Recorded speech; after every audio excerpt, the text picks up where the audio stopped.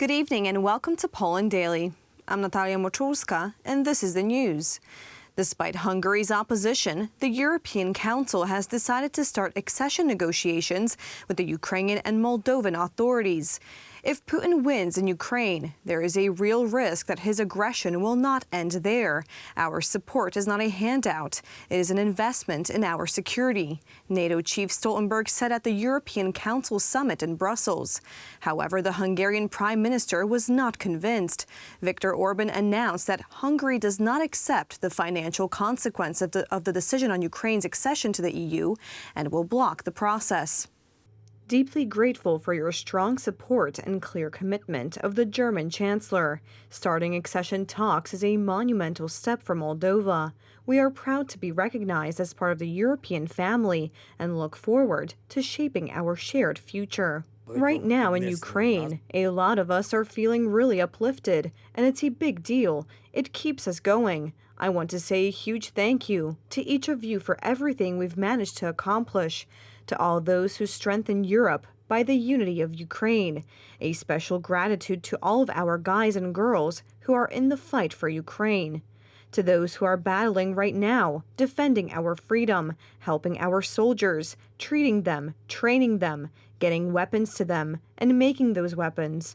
All we achieve would have been impossible without that heroic bravery of our people, our nation, which inspires the whole world. A historic decision by the European Council on opening accession negotiations with Ukraine and Moldova. Poland has always supported the enlargement process.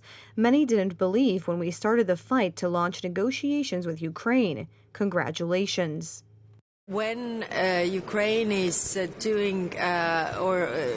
Ukraine is struggling in the military side, then we should also provide them political support, and this is the political support to say that we move on with the processes, and Ukraine's future is in Europe. As I said before, we will reach an agreement on the financial aid. There was a clear political will. It was just 3 o'clock already, and it was clear that we are not reaching the solution yesterday night. But I think a lot of progress has been made. We see what the framework could be of an agreement, but it looks like we need a few weeks to get there. But there as well, the message to Ukraine is we will be there to support you. We need to figure out a few of the details to get there, but we will be there to support, and that's the message we want to give today. Of course, this is only the first page of very long process, but in order to go further, you need to open the first page, yes, if you are reading the book.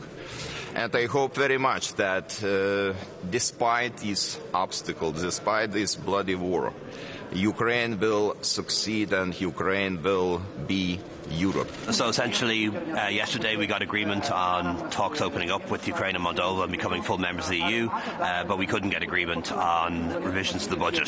So the extra money that we need for Ukraine, but also for other issues like cracking down on illegal immigration, we weren't able to agree the money for that, unfortunately. So it's going to require another meeting, most likely in the new year. Disappointing. We're here till about 2 o'clock last night, hoping that we could come to agreement. We got to a text that 26 member states could live with, and one could not, and it wasn't possible to convince Prime Minister Orban to agree to that. So it looks like we'll just have to regroup next year. Trucks have been lining up on both sides of the Poland-Ukraine border for over a month as Polish truckers continue their border crossing blockades to protest against the European Union's preferential treatment to Ukrainian drivers.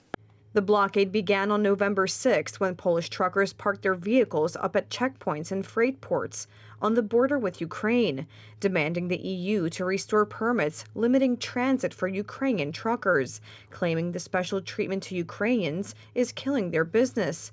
Tomek Borkowski, a Polish trucker and one of the blockade organizers, shared some of their grievances. Before the outbreak of the war, Polish companies had a 40% share in the transport market to Ukraine. After the outbreak of the war, at this point it's only about 5%. We were pushed out of this market completely by Ukrainian companies, and that is why we want to return to permits so that we can continue to have equal conditions.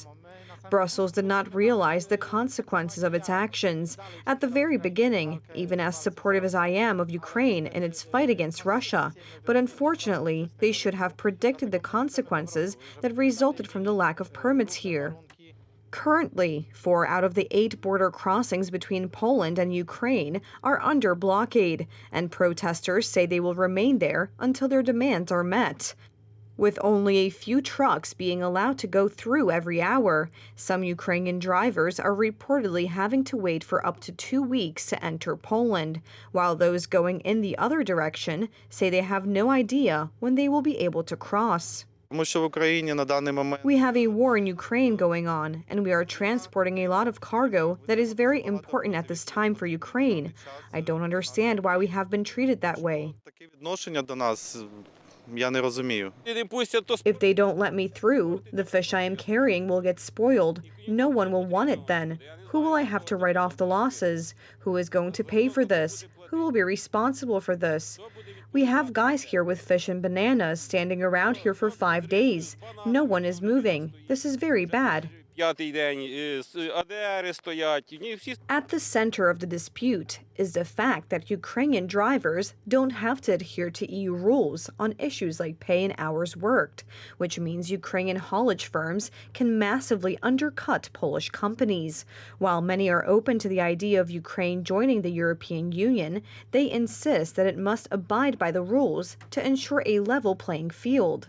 So we think it's our both interest to have Ukraine in European Union, but still we believe in the European Union as a union of equal rights and equal obligation. So you cannot not have all the benefits without having the obligation. In western Ukraine, a local government MP detonated grenades during a council meeting. 26 people were injured. 6 are in serious condition.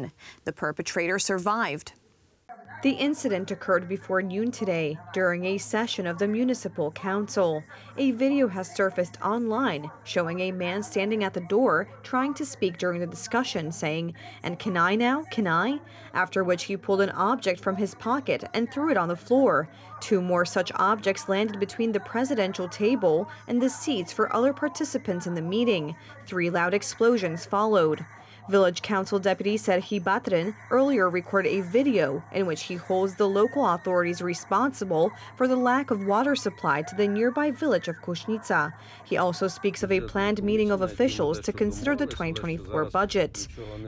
Police have classified the incident as a terrorist act. Those guilty will face up to 10 years in prison. The perpetrator's condition is serious, so he cannot give any comment. British Alex Batty was only 11 years old when he went missing during a trip to Spain. Today, after 6 years, he has been found in France. He is expected to return to his family in northern England in the next few days. I think I speak on behalf of the whole of Greater Manchester Police when I say we are relieved and overjoyed to receive the news from the French authorities that they believe Alex Batty has been found safe and well. It's been 6 years since his disappearance. This is a huge moment for Alex, for his family, and for the community in Oldham. Alex Batty went missing at the age of 11 while on vacation with his mother and grandfather in Malaga, Spain in 2017, and both are still being sought in connection with his disappearance. British police are working with French authorities to bring Batty back to the UK, to his grandmother, who is his legal guardian, according to British media. French media reports that a truck driver spotted the teenager wandering along the highway near Toulouse in southern France. He was walking in the middle of the woods, in the complete middle of nowhere, a 20-minute drive from the nearest village. And this is not normal. There is no excuse for someone to be walking there at such a late hour. That's why on the way back, I thought I should stop and ask him if he was okay, if he needed help. I took him to the car and he told me the whole story. When I called the emergency number, the policeman couldn't believe that I had found the boy who had gone missing almost 6 years ago. A special British-French investigation team will now determine the full circumstances of Batty's disappearance and where he has been for the past 6 years. Many European capitals have kicked off their Christmas festivities with a blast. Let's take a look at some of Europe's impressive illuminations for this holiday season.